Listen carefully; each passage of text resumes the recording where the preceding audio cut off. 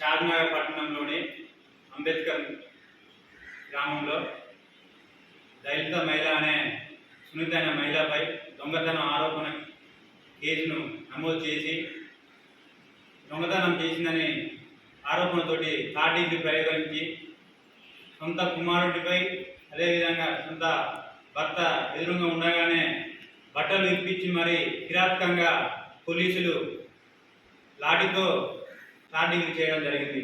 ఈ యొక్క ఘటనకు సంబంధించిన పోలీసులపై చట్టపరమైన చర్యలు తీసుకొని వారిపైన ఎస్సీ ఎస్టీ యాక్ట్ కేసు నమోదు చేసి వారిని శాశ్వతంగా ఉద్యోగం నుంచి తొలగించాలని చెప్పి ఈరోజు మేము బీఆర్ఎస్ పక్షాన్ని డిమాండ్ చేస్తా ఉన్నాం. తెలంగాణ రాష్ట్రంలో కాంగ్రెస్ ప్రభుత్వం ఏర్పడిన కాడ నుండి నేటి వరకు 8 నెలల పరిధిలో రాష్ట్రంలో మహిళలపై హత్యలు అత్యాచారాలు 400 పైగా ఈ 8 నెలల కాలంలో జరిగింది. కాంగ్రెస్ ప్రభుత్వం నిమ్మకు నీరెత్తిన విధంగా రాష్ట్రంలో హోంమంత్రి లేకపోవడం వల్ల ఈ యొక్క రాష్ట్రంలో ల్యాండ్ ఆర్డర్ క్షీణించిపోతుందని చెప్పి ఈరోజు మేము తెలియజేస్తా ఉన్నాం.